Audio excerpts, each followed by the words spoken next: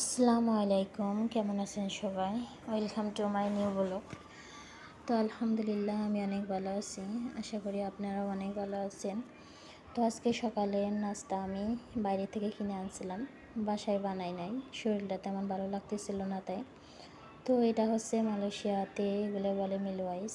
তো বাংলাদেশের মানুষ হয়তো নাও চিনতে পারে। মিলু দিয়ে আর আইস দিয়ে মানে বরফ দিয়ে এটা বানায়, জুসের মতো, অনেক ভালো লাগে। সাথে ছিল রুটি আর গরুর মাংস, ডাল, এগুলো দিয়ে নাস্তা সেরে নিলাম। এরপরে দুপুরে রান্না করতে আসলাম। দুপুরের রান্নায় আজকে রান্না করব এই তো মলা মাছ চরচড়ি, আর ওইদিকে লাউ দিয়ে শোল মাছ রান্না করব, আর লাউর খোসা দিয়ে শুটকি ভর্তা।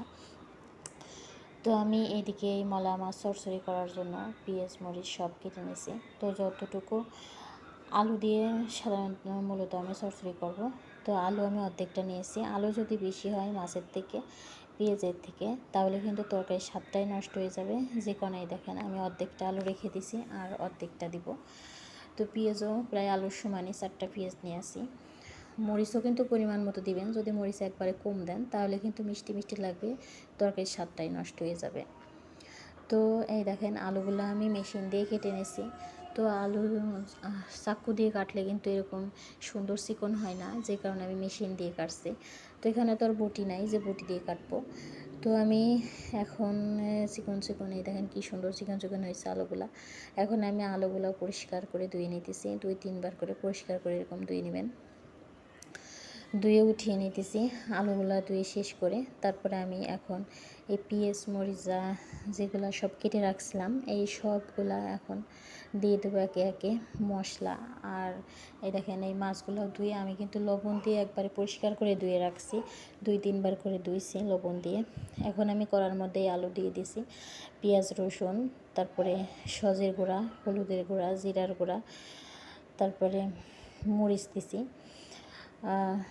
এর সাথে দিয়ে দেবো তেল, আর মাস্ট লবণ তো দিতেই হবে। লবণ না দিলে তো আর তরকারি যেভাবেই রান্না করেন যত কিছুই দেন না কিন্তু স্বাদ লাগে না। আর এই তো দিয়ে দিলাম আমি হলুদ। এই সব কিছু দিয়ে লাস্টে দিয়ে দেবো তেল। তেল দিয়ে চরচড়ি তরকারি কিন্তু এই হাতে মাখা তরকারি কিন্তু মাখানের মধ্যেই টেস্ট, যে কারণে অনেক বেশি টাইম নিয়ে সুন্দর করে তারপরে তরকারিটা মাখাতে হবে। আমি দেখেন তেল আর লবণ দিয়ে দিলাম, দিয়ে দেওয়ার পরে তরকারিটা এখন মাখাবেন কিন্তু টাইম নিয়ে, তা না হলে কিন্তু তরকারিটা হাতে মাখা যেহেতু তরকারি কিন্তু স্বাদ লাগবে না। তো আমি অনেক টাইম নিয়ে মাখাইছি, কিন্তু অত বেশি টাইম আপনাদের তো রেকর্ড করি নাই, দেখাই নাই, তো অল্প টাইম দেখাইছি। দেখেন এখন আমি দিয়ে দেবো মাছগুলা দিয়ে এখন মাখিয়ে নেব। আর মাখানো শেষ হলে এর মধ্যে পরিমাণ মতো পানি দিবেন। অনেক বেশি পানি দিবেন না, কিন্তু অনেক বেশি পানি দিলে তো দেখা গেল শুকাইতে অনেক টাইম লাগবে। আলু রসুন সব সেদ্ধ হয়ে যাবে, মরিচ পেঁয়াজ, কিন্তু পানি শুকাইতে অনেক টাইম লাগবে, যে কারণে অনেক বেশি পানি দিবেন না, পরিমাণ মতো পানি দেবেন, অল্প পানি। দেখেন মানে আলু পেঁয়াজ রসুন সিদ্ধ হতে যতটা পানি লাগে অতটা পানি, এই তো পরিমাণ মতো পানি দিয়ে আমি এখন চুলায় বসাই দেবো। চুলায় বসিয়ে দিয়ে গ্যাস অন করে দিয়ে তারপরে আমি ঢেকে দেবো। ঢেকে দিয়ে আমি এই এখন রান্না করব লাউ দিয়ে শোল মাছ। তো পানি যখন শুকায় যাওয়ার পরে কিন্তু নামায় নিতে হবে। তো পানি পানি থাকলে কিন্তু ভালো লাগবে না, একবারে পানি শুকায় নিতে হবে। আর এদিকে লাউ দিয়ে শোল মাছ রান্না করব। আমি লাউটা পরিষ্কার করে ধুয়ে নিতেছি আগে, আর আমি কিন্তু লবণ দিয়ে আগে শোল মাছটা ধুয়ে নিছি, লবণ দিয়ে পানি দিয়ে অনেক সুন্দর করে শোল মাছ ধুয়ে নিছি, বেশি করে পানি দিয়ে কয়েকবার ধুয়ে নেওয়ার পরে তারপরে হলুদ দিয়ে আর লবণ দিয়ে এইখানে আমি কড়াই গরম করতে দিয়েছি। কড়াই কিন্তু আগে বেশি করে গরম করবেন, তেলটাও গরম করবেন। তেল যদি গরম না হয় আর কড়াইয়ে যদি গরম না হয় তাহলে কিন্তু মাছ কিন্তু কড়াই থেকে ওঠে না। তো এইদিকে আমি মাছ ভাজতে দিয়ে এই তো আমি লাউয়ের খোসা দিয়ে আর শুটকি মাছ দিয়ে ভর্তা করব। আপনারা চাইলে কিন্তু শুটকি ভর্তার সাথে অন্য কিছু অ্যাড করেও শুটকি ভর্তা করতে পারেন অন্যভাবেও। তো আমি লাউয়ের খোসা দিয়ে করব। লাউয়ের খোসা দিয়ে কিন্তু খারাপ লাগে না, আপনারা চাইলে কিন্তু লাউয়ের খোসা দিয়ে একবার গেম ট্রাই করতে পারেন। আর এইদিকে আমি এই জায়গায় আলুটা ভাজি করে নিলাম। আলুটা ভাজি করে নিলে অনেকটা টেস্ট লাগে, স্বাদও লাগে, এবং লাউয়ের সাথে তাড়াতাড়ি সিদ্ধও হয়ে যায়। লাউ বেশি সিদ্ধ হলে পরে দেখা গেল আলু সিদ্ধ হয় না। আলু সিদ্ধ করতে গেলে লাউ বেশি সিদ্ধ হলে কিন্তু তরকারির টেস্টই নষ্ট হয়ে যায়, তরকারি টকটক লাগে, যে কারণে আমি আলুটা ভেজে নিয়েছি। আর এদিকে এই তো পেঁয়াজ মরিচ লাল লাল করে ভেজে নিয়ে পরে এই তো পানি দিয়ে দিছি। এর ভিতরে যেগুলো মশলা, হলুদ, লবণ, জিরার গুঁড়া, সজের গুঁড়া যা যা দিবা, তারপরে লবণ, হলুদের গুঁড়া সব কিছু দিয়ে আমি সুন্দর করে কিন্তু তরকারিটা কষিয়ে নিতেছি। তো লাউটা আগে কষালাম, কষানোর পরে দিয়ে দিলাম এই তো আলু আর ওই ভেজে রাখা মাছটা দিয়ে দিলাম। ভেজে রাখা মাছ দিয়ে একটু কষিয়ে নেব। এগুলা কষানো হলে এই পাশে দিয়ে দিয়েছিলাম গরম পানি। গরম পানি দিলে তরকারিটা রান্নাও ভালো হয়, আর গরম পানি দেওয়াই বেটার। আপনারা চাইলে ঠান্ডা পানি দিতে পারেন। তো আমি গরম পানি দিছি। গরম পানি দিয়ে তরকারিটা প্রায় হয়ে এসেছে। এখন আমি লবণটা চেক করে নিয়েছি আর দেখতেছি লাউটা সিদ্ধ হয়েছে নাকি।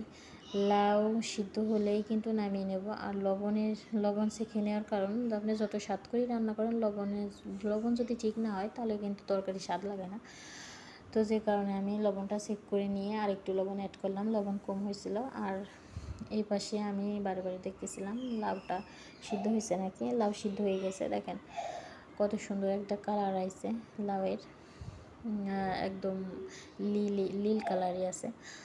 আর এদিকে আমি এই যে শুটকিগুলো নিয়ে নিছি, শুটকি ভর্তা করব।